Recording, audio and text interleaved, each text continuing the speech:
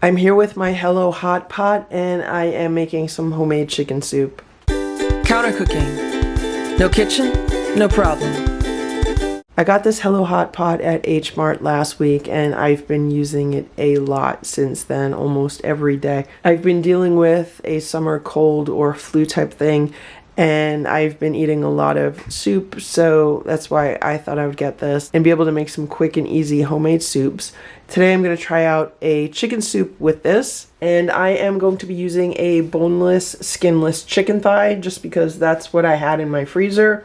I had purchased a larger pack of these boneless, skinless chicken thighs, and then I separated them up into smaller portions of like 2 thighs each, and then I froze them in freezer bags. So that's what I'm going to be using, and I think it should be enough for this pot because this pot is 1.2 liters. So I'm going to add some filtered water. And right now I'm like halfway between the minimum and maximum line, and I'm going to turn this all the way up. So now it's on water, and when it's on water it means that it brings it up to a boil and then it just boils continuously. Once it comes up to a boil, I'm going to lower it to like where it says noodle, because then what it'll do is it'll bring it to a boil and then lower the temperature, and then I'll keep it on like a simmer. I'm also going to add some more water. I just have to get more filtered water. I just filled it up with water to the max line. Can you see over here where it indicates max?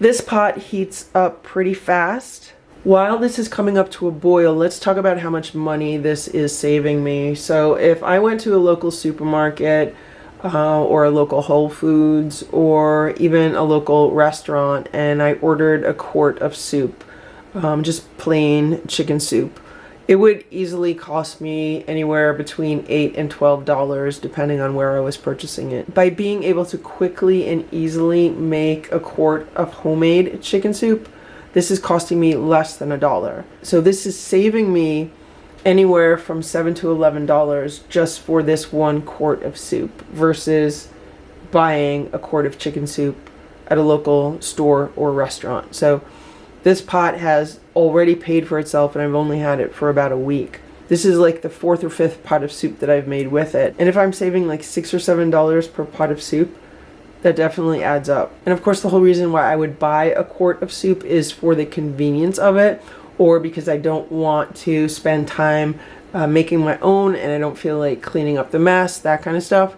But with this pot, it's really minimal time investment, minimal cleanup. I mean, it's just super easy, so I'm really happy about it. Also, the other thing I love is being able to control my own ingredients.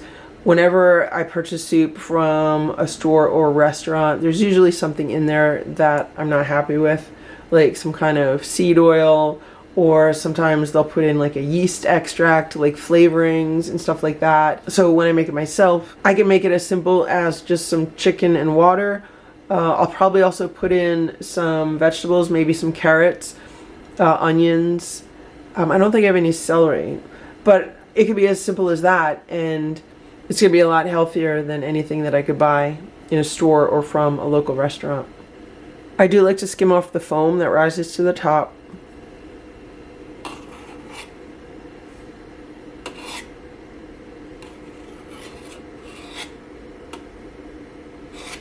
I never put my vegetables in when I first start making chicken soup. I always just put the chicken in by itself, because when you put the chicken in by itself, it's easy to skim off the foam or the scum or impurities, whatever you want to call it, that rises to the surface. And then after the chicken's been cooking for 20 or 30 minutes, that's when I'll put any vegetables in. I like to buy chicken when it's on sale, so I got these boneless, skinless thighs for $1.99 a pound. And if you figure like one piece is about 4 ounces, it's about 1/4 of a pound. So that would be about 50 cents worth of chicken in this pot. And skimming all of this off helps to make for a nice clear broth. So now we're up to a boil. So now I'm going to lower this and I'm going to put it on noodle, and I'm actually going to set this to like 3 o'clock, which is right here. It's hard to see the little indentation on this dial that indicates where it is. Water is down around 5 p.m. So I'm just moving it up to around 3 p.m. if this was like a clock face, and if this was 12, 6, 3, and 9. And what that's going to do is it's going to shut itself off and lower the temperature and then put itself back on and kind of simmer the pot. You think I should try covering this? Let's see what happens if I cover it. Is it going to boil over?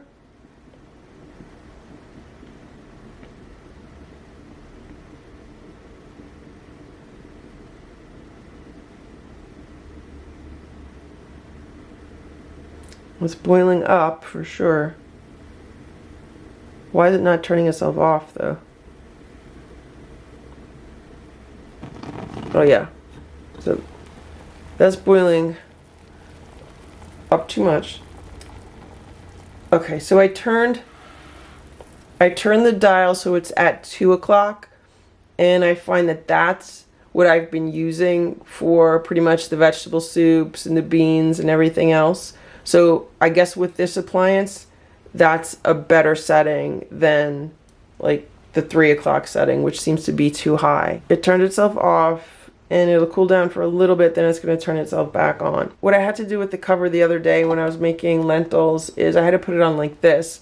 So it wasn't totally on, it was just like partially on. So let's see how it does like this when it turns itself back on. The reason for covering the pot is so that there's less evaporation of the liquid. Also, it does protect the pot from anything that might randomly fall into it. Okay, it's boiling pretty quickly right now. That's at full boil.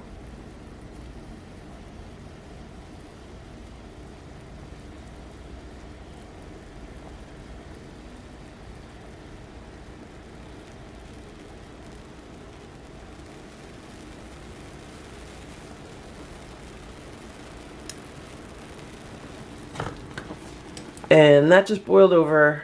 Okay. So I'm gonna have to do this one without the lid, but it's good to know.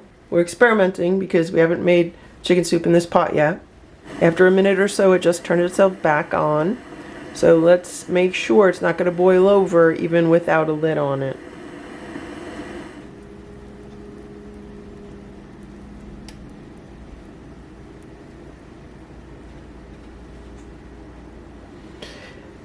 And that was it. It just turned itself back off.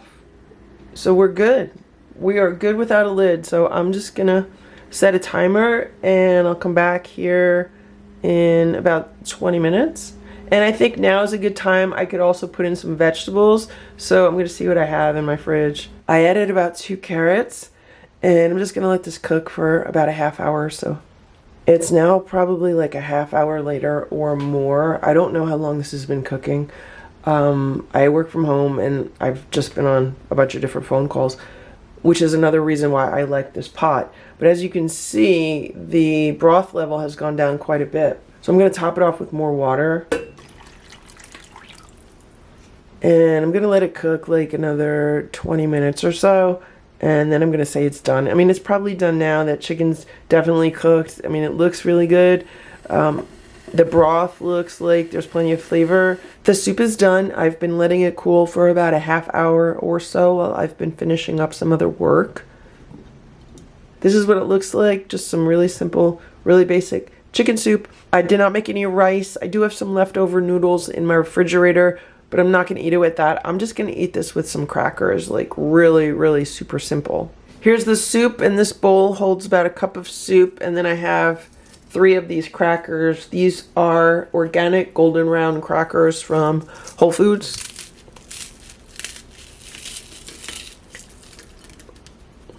Just gonna crumble those in. And now I'm gonna taste it. It's delicious. There's nothing like homemade chicken soup. Like, even from a restaurant, it never tastes as good as homemade. I'm gonna add a little black pepper.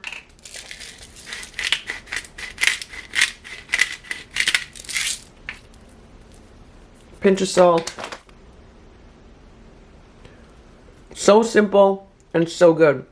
And so that's how easy it is to make some homemade chicken soup in this Hello Hot Pot. Thanks so much for watching. If this video was helpful, please give it a thumbs up. Please subscribe to this channel if you'd like to see what else we could cook in this Hello Hot Pot. Thanks so much for watching. Have a great day. Bye.